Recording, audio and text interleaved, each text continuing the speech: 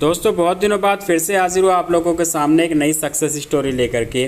और आज के वीडियो में जिनकी मैं बात करने वाला हूं, उन्होंने शादी के 8 साल बाद एक प्यारे से बेबी बॉय को जन्म दिया है। दोस्तों इतना ही नहीं, इससे पहले आईयूआई और आईवीएफ भी करा चुकी हैं और फिर से आईवीएफ कराने जा रही थी, लेकिन उससे पहले इन्होंने हमसे कंसल्टेशन लिया, हमारे टिप्स को फॉलो किया और नेचुरली कंसीव किया और नॉर्मल डिलीवर किया। दोस्तों इनको क्या प्रॉब्लम थी, कैसे इतना समय लग गया, कौन कौन से टिप्स को इन्होंने फॉलो किया, क्या क्या ट्रीटमेंट लिए, यही सारी चीज़ें इस वीडियो में आप लोगों के साथ शेयर करूंगा। वीडियो को शुरू से लेकर आखिरी तक पूरा ध्यान से सुनिए ताकि आप भी इससे फ़ायदा उठा सकें। दोस्तों ये वीडियो आपको मोटिवेशन तो देगा ही, साथ साथ एक नॉलेज भी देगा जिससे कि आपको कंसीव करने में बहुत ज़्यादा मदद मिलेगी। वीडियो को लाइक कर दीजिए क्योंकि बाद में आप लाइक करना भूल जाते हैं, और लाइक करने के साथ साथ इसको शेयर कीजिए फेसबुक और व्हाट्सएप पे ताकि ज़्यादा से ज़्यादा लोगों तक वीडियो पहुंचे और वो भी इसका फ़ायदा उठा सकें। नमस्कार दोस्तों, स्वागत है आप सभी का हमारे यूट्यूब चैनल आलोक फिटनेस आइडियाज़ में। तो चलिए शुरू करते हैं। ये जो हमारी सब्सक्राइबर हैं ये रहने वाली है मध्य प्रदेश की और इनकी एज है 41 ईयर्स 41 साल। दोस्तों इन्होंने मुझे बताया कि साल 2014 में इनकी शादी हुई थी। एज के अकॉर्डिंग अगर देखा जाए तो इनकी शादी थोड़ा लेट हुई थी, कुछ फैमिली प्रॉब्लम थी और शादी के बाद से ही ये नेचुरली ट्राई कर रही थी। लगातार 1 साल तक ट्राई किया लेकिन इनको कंसीव नहीं हुआ। एक चीज़ इन्होंने मुझे बताई कि इनके जो पीरियड्स थे वो शादी के पहले से ही इरेगुलर रहते थे, लेकिन इसके बारे में इनको कोई नॉलेज नहीं थी तो कभी इन्होंने इसको सीरियस नहीं लिया। और शादी के बाद जब 1 साल तक नेचुरली ट्राई करने के बाद भी इनको कंसीव नहीं हो पाया तो उसके बाद ये डॉक्टर के पास गए और डॉक्टर ने सारे चेकअप कराए जिसमें कि हार्मोन्स इम्बैलेंस की प्रॉब्लम थी। और डॉक्टर ने इनकी एज को देखते हुए सीधा इनको आईवीएफ की सलाह दी, क्योंकि डॉक्टर का मानना ये था कि अगर आप लेट करेंगे तो हो सकता है कि आपको आगे जा कर के कंसीव करने में प्रॉब्लम आए। जैसे कि आप लोग जानते हैं कि उम्र बढ़ती है तो एएमएच कम होता चला जाता है, एग क्वालिटी भी गिरती चली जाती है। तो ऐसे में डॉक्टर चाह रहे थे कि जल्द से जल्द कंसीव कर ले, इसलिए इनको आईवीएफ की सलाह दी। उसके बाद ये दूसरे डॉक्टर के पास गए तो उन्होंने भी इनको यही बोला कि आपके लिए आईवीएफ बेस्ट रहेगा, लेकिन उन्होंने इसके साथ साथ इनको आईयूआई का भी ऑप्शन दिया। डॉक्टर ने बोला कि पहले हम आईयूआई करके देखते हैं, अगर आईयूआई सक्सेसफुल हो जाता है तो ठीक है, नहीं होता तो फिर आपको आईवीएफ ही कराना चाहिए। तो उसके बाद ये तैयार हो गए और इन्होंने जो है आईयूआई करवाया, लेकिन आईयूआई फेल हो गया। उसके बाद डॉक्टर ने 2 चांस और लिया आईयूआई के, लेकिन वो भी फेल हो गए। तो इस तरीके से 3 बार इनका आईयूआई फेल हो गया। उसके बाद डॉक्टर ने बोला कि अब जो है आपको आईवीएफ ही कराना चाहिए।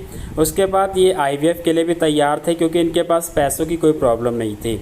तो इन्होंने आईवीएफ करवाया लेकिन आईवीएफ फेल हो गया। तो डॉक्टर ने बोला देखिए एक बार में कंसीव होने के चांसेस नहीं होते हैं, आपको जो है दोबारा ट्राई करना चाहिए। तो इन्होंने दूसरी बार आईवीएफ करवाया और इस बार भगवान के आशीर्वाद से इनका आईवीएफ सक्सेसफुल हो गया और इन्होंने कंसीव कर लिया। सब कुछ बहुत अच्छा चल रहा था, ठीक चल रहा था, काफ़ी ज़्यादा खुश थे। और तीसरे महीने में अचानक से इनकी ब्लीडिंग शुरू हो गई और मिसकैरेज हो गया। दोस्तों इस घटना ने इनको इतना ज़्यादा हिला के रख दिया कि इस दर्द को वही समझ सकता है जिसके साथ ये हुआ है। दोस्तों आप यकीन नहीं मानेंगे, इन्होंने तो होने वाले बच्चे का नाम तक भी सोच लिया था, लेकिन इन्होंने नहीं सोचा था कि ऐसा हो जाएगा।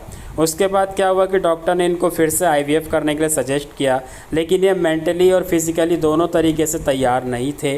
तो इन्होंने सोचा कि कुछ समय रेस्ट करते हैं, उसके बाद फिर सोचेंगे कि आगे क्या करना है। और इसी तरीके से कुछ साल ऐसे ही बीत गए और ये नेचुरल ट्राई करते रहे, लेकिन इनको कंसीव नहीं हो पाया। उसके बाद फिर से इन्होंने प्लान किया कि आईवीएफ करवाएंगे और आईवीएफ के लिए डॉक्टर के पास गए। इन्होंने सारे चेकअप भी करा लिए और इसी दौरान एक दिन इन्होंने यूट्यूब पे हमारी सक्सेस स्टोरी देखी और वो वीडियो देखने के बाद इन्होंने सोचा कि क्यों ना एक बार मुझसे भी बात की जाए। एक तरफ तो इनकी आईवीएफ की तैयारी चल रही थी, दूसरी तरफ इन्होंने मुझसे कंसल्टेशन लिया और जब इन्होंने सारी प्रॉब्लम बताई तो मैंने जो है इनको जो सॉल्यूशन बताए थे वही मैं आप लोगों के साथ यहाँ पे शेयर करने जा रहा हूँ। दोस्तों इनकी हार्मोन्स इम्बैलेंस की प्रॉब्लम और मिसकैरेज हिस्ट्री को देखते हुए मैंने इनके लिए जो जो टिप्स बताई थी वही मैं आप लोगों के साथ यहाँ पे शेयर कर रहा हूँ, जिसमें मेन मोटिव मेरा ये था कि मैं इनकी एग क्वालिटी, स्पर्म क्वालिटी को बूस्ट करूँ और इनके हार्मोन्स को बैलेंस करूँ ताकि नेचुरल कंसीव करें और मिसकैरेज के चांसेस भी ना रहें। तो टिप नंबर 1 है फर्टिलिटी मसाज। दोस्तों जैसे कि आप लोगों को मैंने बताया कि इनकी मिसकैरेज की हिस्ट्री थी, हार्मोन्स इम्बैलेंस थे, तो ऐसे में मैं चाहता था कि इनकी जो यूट्रस है वो भी हेल्दी हो जाए, क्लीन हो जाए, ताकि आगे जो है जो भी बेबी कंसीव हो उसके मिसकैरेज के चांसेस ना रहें। इसके साथ साथ इनके जो पीरियड्स है वो नेचुरली पूरी तरीके से ठीक हो जाएं। तो फर्टिलिटी मसाज कैसे की जाती है इसके लिए पूरा वीडियो बनाया हुआ है। आप ऊपर आई बटन पे क्लिक करेंगे तो आपको वीडियो मिल जाएगा। आप वीडियो को देखिए, सीखिए और फिर खुद से आप इसको कर सकते हैं। नंबर 2 है मेथी दाना यानी कि फेनुग्रीक सीड्स। दोस्तों इनको रोज़ाना 1 चम्मच यानी कि करीब 5 ग्राम मेथी दाना रात में भिगा कर रखने के लिए कहा गया था और सुबह उसी को खाली पेट खाने के लिए और पानी पीने के लिए एडवाइस किया गया था। दोस्तों ये जो मेथी दाना की रेमेडी है ये इसलिए है कि अगर आपके हार्मोन्स इम्बैलेंस है या आपको पीसीओडी पीसीओएस की प्रॉब्लम है तो ऐसे में आप इसको फॉलो कर सकते हैं। इसका रिज़ल्ट बहुत अच्छा है। थोड़ा सा आपको खाने में कड़वा तो लगेगा लेकिन आपकी जो समस्याएँ हैं, आपकी जो जीवन की कड़वाहट है उसको ये ज़रूर दूर कर देगा। नंबर 3 है अशोकारिष्ट। दोस्तों अशोकारिष्ट का जो मेन इंग्रेडिएंट होता है वो होता है अशोक की छाल। और पहले भी मैं कई बार बता चुका हूँ कि महिलाओं की जितनी भी समस्याएं हैं पीरियड से रिलेटेड या फिर हार्मोन से रिलेटेड, तो उसको ठीक करने में अगर आप अशोक की छाल का इस्तेमाल करते हैं तो बहुत ही ज़्यादा असरदार होता है। और अशोक की छाल के साथ साथ इस सिरप के अंदर और भी बहुत ख़ास जड़ी बूटियाँ मिलाई होती हैं तो जिससे कि एक संपूर्ण टॉनिक बन जाता है। तो इनको जो है अशोकारिष्ट सिरप 2 चम्मच सुबह 2 चम्मच शाम को 1 कप पानी में डाल करके लेने के लिए सजेस्ट किया गया था। नंबर 4 है योगा, एक्सरसाइज और डाइट। दोस्तों जैसे कि आप लोग जानते हैं मैं हमेशा डाइट की बात करता हूं। अगर आपकी डाइट अच्छी होगी तभी सारी रेमेडीज़ काम करती हैं।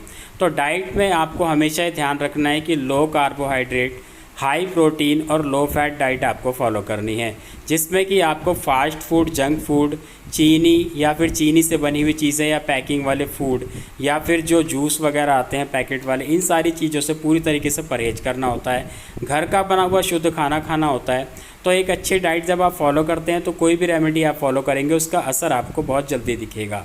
इसके साथ साथ एक्सरसाइज और योगा को आपको डेली रूटीन में शामिल करना होता है। इनको भी मैंने रोज़ाना 15 मिनट कपालभाति, 15 मिनट अनुलोम विलोम और 20 मिनट की ब्रिस्क वॉक करने की एडवाइस दी थी, और जो कि मैं हर किसी को अलग अलग बताता हूँ उनके बॉडी टाइप के हिसाब से, उनके लाइफस्टाइल के अकॉर्डिंग। तो अगर आपका बॉडी वेट नॉर्मल है, सही है, तो आप ये चीज़ को सेम फॉलो कर सकते हैं।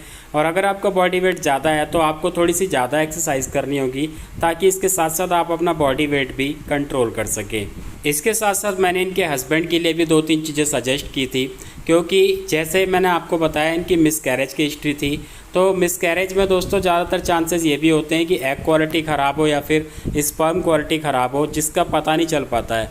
तो ऐसे में मैं ये चाहता था कि इनकी स्पर्म क्वालिटी भी अच्छी रहे और उनकी एग क्वालिटी भी अच्छी रहे, तो ताकि जब ये कंसीव करें तो मिसकैरेज का कोई चांस ना रहे या फिर होने वाले बच्चे में कोई कमी ना रहे। तो इसलिए इनके हस्बैंड के लिए मैंने सबसे पहले तो छुआरे वाला दूध सजेस्ट किया, जो कि मैं अक्सर आप लोगों को बताता रहता हूँ। एक यूनानी रेमेडी है, बहुत ही पावरफुल रेमेडी है स्पर्म क्वालिटी को बूस्ट करने के लिए। इसके साथ साथ खीरे का सलाद यानी कि कुकुम्बर सैलेड, जो कि लंच में लेना होता है। और तीसरी चीज़ जो मैंने इनको बोली थी वो है टेंटेक्स 4 टैबलेट, जो कि हिमालय कंपनी की आती है। ये जो टैबलेट है पूरी तरीके से नेचुरल है, आयुर्वेदिक है, और इसमें जो इंग्रेडिएंट्स हैं वो मेल हार्मोन्स को बूस्ट करने के लिए, स्पर्म क्वालिटी को अच्छा करने के लिए बहुत ही ज़्यादा असरदार है और पूरी तरीके से सेफ़ है। जिसकी 2 टैबलेट सुबह और 2 टैबलेट शाम को दूध के साथ लेने के लिए मैंने इनको सजेस्ट किया था। इसके साथ साथ इनको कुछ एक्सरसाइज के लिए भी एडवाइस किया था, जिसमें कि 20 से 25 मिनट की ब्रिस्क वॉक, इसके अलावा जंपिंग जैक और स्क्वैट्स, ये 3 एक्सरसाइज मैंने इनको रोज़ाना करने के लिए एडवाइस किया था।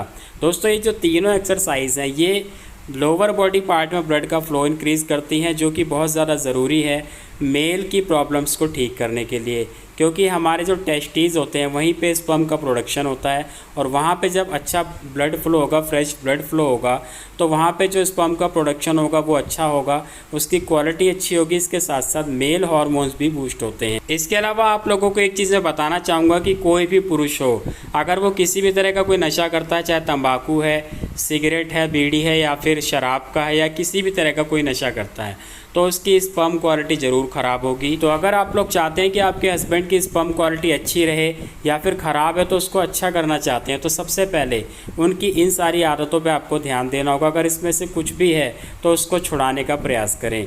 तो दोस्तों अगर हम इन लोगों की बात करें तो ये जो सारी टिप्स थी मैंने इनको 3 महीने रेगुलरली फॉलो करने के लिए कहा था, और इन्होंने पूरे विश्वास के साथ, पूरे नियम के साथ उसको फॉलो किया।